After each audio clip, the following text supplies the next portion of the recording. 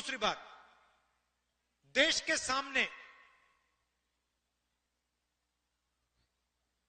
दो सबसे बड़े मुद्दे हैं। सबसे बड़ा मुद्दा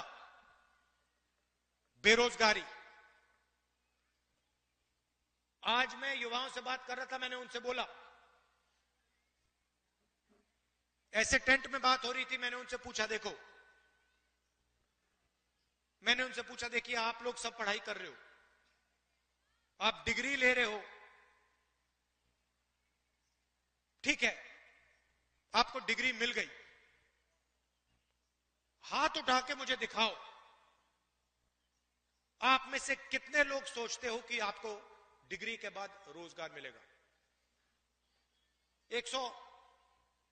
100 बच्चे थे। आपको मालूम है कितने युवाओं ने हाथ उठाया? एक ने। 100 में से एक लड़के ने हाथ उठाया, बाकी ने हाथ नहीं उठाया। 100 में से सिर्फ एक युवा सोचता है कि उसको रोजगार मिलेगा। और जब मैंने उससे पूछा तो उसने कहा, मैं कहीं ना कहीं रोजगार ढूंढ के निकालूंगा। मगर 99% युवाओं ने बात एक्सेप्ट की कि आज के उत्तर प्रदेश में, आज के हिंदुस्तान में उनको रोजगार नहीं मिलेगा। दूसरा मुद्दा महंगाई। दो हिंदुस्तान बन रहे हैं, एक अरबपतियों का, 20-25 लोग हैं, अदानी, अंबानी, लाखों करोड़ रुपए, जो भी उनको चाहिए उनको मिल जाता है। कोरोना के समय 1 लाख करोड़ रुपए का बैंक लोन माफ हुआ उनका, 16 लाख करोड़ रुपए उनके बैंक लोन माफ हुए हैं।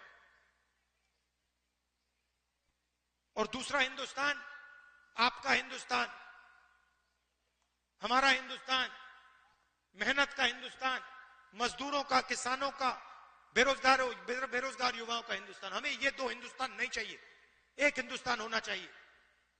अगर वो सपना देख सकते हैं तो आपको भी सपना देखना चाहिए। ये नहीं कि अंबानी का बेटा, अदानी का बेटा जो भी सपना देखना चाहता है देखता है, और किसान का बेटा प्राइवेट यूनिवर्सिटी में मेहनत करने के बाद, लाखों रुपए देने के बाद रोजगार नहीं पा सकता। ऐसा हिंदुस्तान हमें नहीं चाहिए। यहां हम कैसे पहुंचे? नरेंद्र मोदी जी ने नोटबंदी करके, गलत जीएसटी लागू करके छोटे व्यापारियों को, स्मॉल मीडियम बिजनेस वालों को खत्म कर दिया है।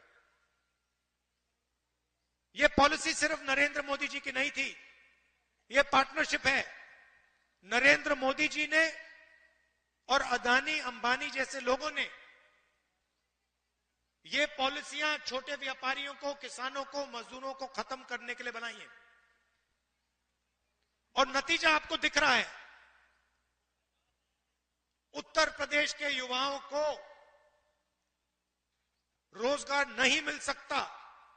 अगर आपको रोजगार चाहिए, उत्तर प्रदेश में छोड़ दीजिए, हां तेलंगाना में, कर्नाटक में मिल सकता है, वहां जाके आप मजदूरी कर सकते हैं। मगर उत्तर प्रदेश में आपकी सरकार आपको रोजगार नहीं दे सकती है। और यह सच्चाई है, इस बात को एक्सेप्ट करना ही पड़ेगा। तो यह लड़ाई है। एक तरफ कहते हैं 400 पार, 400 पार के बाद हम संविधान बदल देंगे। हमने कहा हम देखेंगे कैसे संविधान बदलोगे तुम लोग। चुनाव के बाद मोदी जी ने संविधान यहां लगा दिया।